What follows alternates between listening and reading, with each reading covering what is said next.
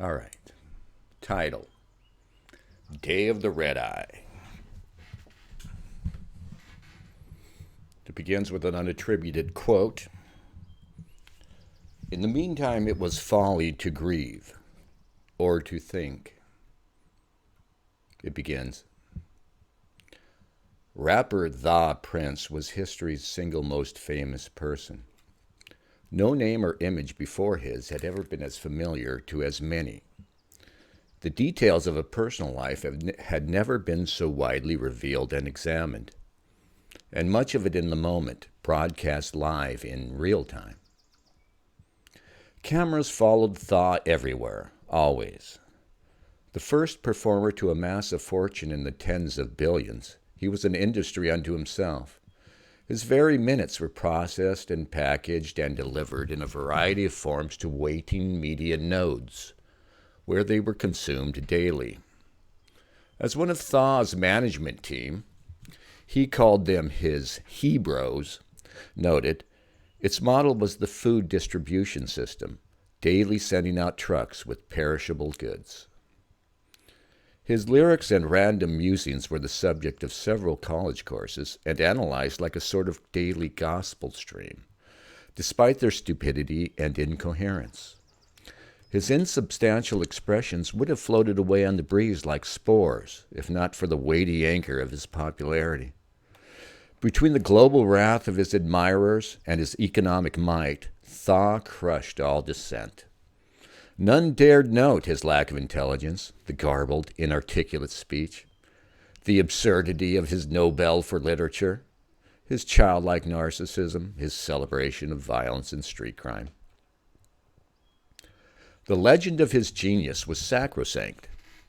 That he wrote and produced his entire fourth album in his head down to the minutest detail was not just believed, it was received gratefully, confirming the selection of Thaw as prophet. And his wouldn't be the first prophet's life shrouded in questionable myth, as his intellectual apologists pointed out. Making people believe Jesus walked on water was a greater feat than Jesus walking on water, the former being the whole point, whereas the latter, if not witnessed, would have been pointless. Besides, what God worth his salt can't walk on water? But for a mere mortal to make the world believe he does? Now there's an achievement. That Thaw's work and life were of a seamless whole was one of two core tenets to which he held true, the other being his celebration of greed. He praised money as a means to power and revolutionary change in his work, but his actions belied little genuine interest. He was a coveted but stingy and unreliable political donor to causes familiar and trendy. Why, in the first place, he would be interested in a revolution overturning this world he bestrode like a colossus did not even occur to the people. That this contradiction was lost on them was an unappreciated feat, a sort of negative miracle of which no one was more oblivious than Thaw himself. This novel prophet had made the scene blind. This is not to say he was without talent. His forays outside of music were all genuine, not simply the lending of his name, and they were all equally successful. He was an auteur, carrying his own distinct aesthetic across various media. He was known for his love of the bizarre hybrid and curious deformity. His work skirted the morbid and grotesque, stopping just short of repulsing a long, jaded public. No mean feat. Despite his lyrics lacking all nuance, their true novelty was lost in all the reverential praise. He didn't employ transgressive humor, joking about violence or sex, or violence and sex, to outrage. No, he blended humor and violence and sex in a way that you didn't know where one left off and the other began. To Thaw, saying violence was fun was like saying sex was fun. To him, violence wasn't fun. Violence was joyous. Domination achieved by violence and maintained by cruelty as the highest good, as religious ecstasy. This was his theme and message. The most successful and least understood artist and prophet of all time. On the day Thaw's fashion label Red Mask launched its spring line with the usual hype, a university researcher on the other side of the world squinted through a microscope at a soft red bloom. A local doctor had sent the sample, unable to explain an alarming nerve disorder among workers at a textile mill. Slight tremors announced its onset, felt most acutely around the soft tissue of the eyes, which soon became painfully sensitive to light. All sensation gradually intensified, becoming unbearable. Sound became amplified and shrill.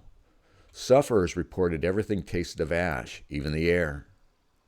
All the while, the tremors progressed gradually into violent convulsions.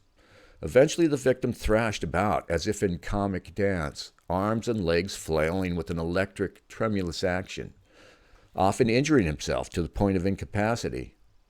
A blessing, as only in the final stage would the most horrifying aspect reveal itself when the eyes, their whites turned red from burst blood vessels, bulged and pressed forward, illuminated and pulsing with a neon glow, possibly bacterial bioluminescent luciferase, before the death's merciful release. The red eye, as it came to be known, took just 24 hours from first sign to death. With a curious precision, no cases varied more than a few seconds from this mandate. Early on, one of Thaw's heroes, before the true threat of the disease was known, called it a happy accident that at the same time their spring line employed a recurring motif, a sort of rose bloom, its center subtly suggesting an eye with jagged petals above blending below into a pattern of red tears. Instant notoriety, he said approvingly. He had no idea. Examining the work more closely, one might have gleaned Thaw's meaning, and here he had been unusually focused. Transfixed by the image of a viral host cell, the work started developing in Thaw's mind as if of its own accord. Had he the awareness, he would have described being under the influence of genuine inspiration. Each successive item of apparel in his runway show represented a visual analogy of the next stage of a virus's progress in capturing a host cell and reproducing itself. Culminating in the final piece of apparel, Thaw modeled himself. Thaw's spring line was a celebration of contagion, representing Thaw as a benign viral agent in divine turnabout, capturing the culture of the man, enslaving it, and forcing it to turn out endless copies of Thaw. Only he knew what he specifically meant in titling the show Positively Spring. The speed and certainty of the disease's course meant all lived under the threat of violent expulsion from society at a moment's notice. Anyone visibly trembling in public would throw anyone near into a panic. The universal response was to run away, if one could. If one couldn't, all manner of unfortunate acts of desperation could and did happen, as in the case of a man pushed in front of a subway car by commuters wielding clubs and bars and whatever they could grab to avoid touching him. Many cases of mistaken, rash actions taken against such as epileptics or anyone with a physical condition causing tremors. One young woman narrowly escaped the mob after shivering excessively in the cold, were recorded in the few days before everything fell apart and normal life ceased entirely. Heartbreaking stories of family or friends abandoned in an instant, and of those who refused to abandon their fellows, abounded. Often a good soul would recognize the onset of the red eye and flee, bravely running away, shouting warning. In the end, many more jumped than were pushed before subway cars. The horror brought out the best and worst in us. Within a week of the red eye dropping, the prince convened the heroes. Quote, "It's good to own an island," unquote, one of them offered. A look from Thaw revealed he had forgotten about it. 2 years ago, you may recall, we were thinking about making it an offshore pay-per-view site when regulators were still giving us trouble over Combat Sports League. E's been using it for his private parties, you know, and while that's been a negligible source of revenue for us, he has built the place up. Well, it's just sitting there. It's got a small hospital we were going to use for fights. E even had a little dentist's office set up there. It's got a good airstrip. Still, we'll have to build it up quickly, of course, but it's a great start. Then there's the question of who you'll bring along. These last words fell like train cars off a cliff into the tense silence of the video link. Thaw grunted for him to continue. We could outfit the place to survive indefinitely with what we've already laid by as far as food and basics. Longer term, should the need arise, there's arable land, good fishing, and even some game running around. We could stock a lot more. We've got cattle in our holdings already without a market. We're slaughtering loads of them just to clear the books right now. Thaw speaks. Well, what we waiting for? Creating Thaw's Island was a logistical project on the scale of a military invasion. Cargo planes flew round the clock. A motley fleet of private planes joined in, their owners angling for a spot on the island. Unauthorized planes, boats, and others tried to crash the island. But Thaw's team had put a crack security force in place first thing. Showing what cooperation can achieve, ex-officers of the Israeli Air Defense Command worked amicably with former Iranian naval officers whose speedboats boasted a perfect record at intercepting boats, rafts, low-flying aircraft, 2 gliders, and 1 inner tube. In flowed the pilgrims, beginning with the Hebrews and their families, then those upon whom Thaw saw fit to bestow the blessing, his friends and their families, but not all, alas, there were so many. And then the ranks of the useful, the quote-unquote hoes, women all selected for a particular body type and look. There were performers such as dancers, musicians, DJs, acrobats, and clowns. There were people selected for necessary practical talents such as doctors. No need to establish a lawyer quota, one of the Hebrews joked.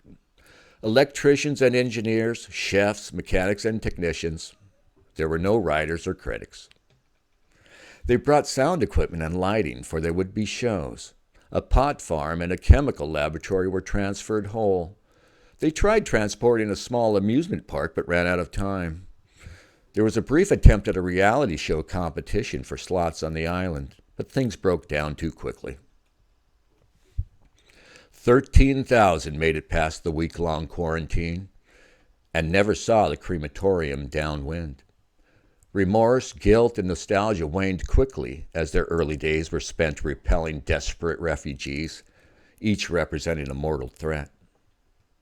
Their fear of the outside world hardened them to it. Eventually, the world went silent, and the refugees stopped coming. The summer was a continuous bacchanal. Their needs were met, and their days were filled with pleasures. One day, sullenly bored, Thaw gazed upon an orgiastic scene before him, and inspiration struck. It was time for a real party, one inaugurating their time on the island. It would be a masquerade. Thaw would consecrate the occasion with a special composition in the classic fashion. There would be games, for the spirit of competition needed to be instilled in them now, he thought, looking at the writhing, fleshy bodies and dull expressions.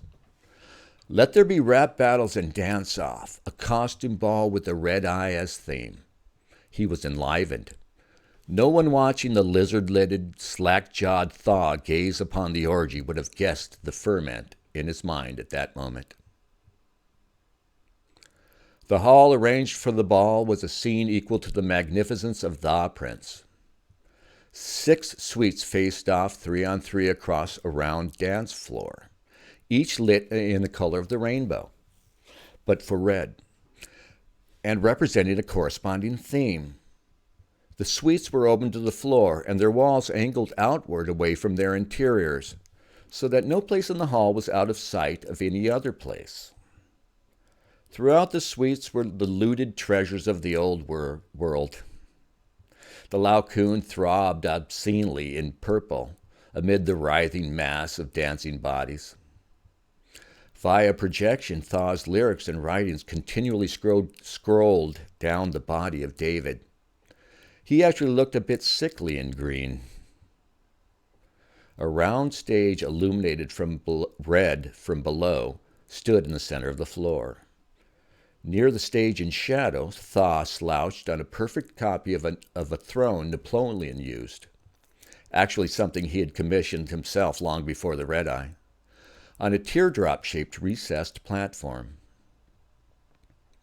The dancers enthralled. The red-eye's thrashing and tremulous death throes lent themselves perfectly to all manner of street dance, of course, and there was even a modern interpretive adaptation and a ballet version, for they had not neglected to bring beauty. Thaw had only given one direction, the suggestion they incorporate humor. The dancers took up the license with enthusiasm, competing to outdo each other in red-eyed gallows humor. Likewise, the masqueraders. The costumes were eerily realistic. They had the resources of a Hollywood studio on hand, and obscenely comic. Skits were performed. They competed to create the most offensive. All the while, Thaw nodded approvingly from the shadow of the teardrop. He felt warm inside as he waited to give his final rap, concluding the ball. The hall had grown quiet. The revelers were sated, the bass line fading out. They waited, looking up toward him rapturously. He swallowed down the unfamiliar lump in his throat. What was it, he asked himself, and rose, turning toward the hushed mass. They gasped. The hall shuddered beneath a single bass note that came from somewhere over and above the sound system. An electronic voice boomed, the standard hip-hop encore announcement. Nah, we ain't done. We ain't done. Still isolated in light amidst the darkened hall, Thaw turned around and saw a figure in the shadow of the stage. The bass line started rolling, building ominously. The hall's speakers hissed and smoked and blew out, but the bass just kept getting louder somehow. The house lights popped and cracked and exploded one by one, but on the stage rose a white light, faint and slowly growing brighter. The figure became visible as the light rose, rocking his head to the bass line. And Thaw couldn't help noticing how perfect it was, dense as lead and expansive as sky at the same time. The figure was of human outline, if not quite form, with 2 arms, 2 legs, and a head. It was formed out of eyeballs, all eyeballs, eyeballs upon eyeballs, teeming, crowding, pulsing here and there, to the beat, with the familiar and horrible phosphorescent glow of the red-eye. His rocking gradually became a dance as he advanced slowly from the back of the stage to the center. He spun on the floor like a breakdancer. Rising and pretending to dust himself off, he went into a moonwalk and transitioned perfectly into a perfect slide. He popped, he locked. The swaying eyeballs lagged his motion, seeming to defy gravity as they sort of floated on him like seaweed in the ocean current. Here and there they parted like tall grass. He executed a perfect pirouette, spinning impossibly fast and long, with the eyes on their stems wrapping around him like flaxen hair. Still he went faster and faster until he became a blur. Just when it seemed he would come apart, he stopped in an instant, the lagging eyeballs taking a moment to catch up and fall in place. The figure motioned as if dizzy and needing time to recover. He did the robot with a comic flair. He performed a jeté. He split off into 2 and danced a waltz with himself and recombined. He formed a high-kicking chorus line, then recombined. By now he was close to Thaw, who was standing stock still trying to find his voice. The figure did the shimmy, mockingly. The illuminated eyeballs started forming patterns like the bulbs on a scoreboard. These began taking the shape of the designs from Thaw's Positively Spring show. It even showed him designs that he didn't produce, but recognized as the half-formed ideas that hadn't come to fruition. "Eat at Joe's," the eyes spelled out finally. The figure heaved and held its midsection as if laughing, gesturing for forgiveness and pretending to wipe away a tear of laughter. Now Thaw found his voice. "I'm going to kill this motherfucker," he bellowed. The sound of his own words boosted his courage, and it was uncommon courage indeed by which he charged while everyone else in the hall crouched and knelt, faces lowered, too terrified to move. Ashamed of his early terror, disdainful of the cowering mass, the prince advanced. He drove a massive fist into the center of the beast. It was absorbed and held there as he tried to pull it back. He tried pushing off with his other hand. It too stuck. Unthinking in his panic, he offered a foot. The figure began drawing him in as he thrashed and howled. The process hesitated, with Thaw's face alone not yet submerged, Thaw holding his mouth in the gaping pout of a swimmer going down.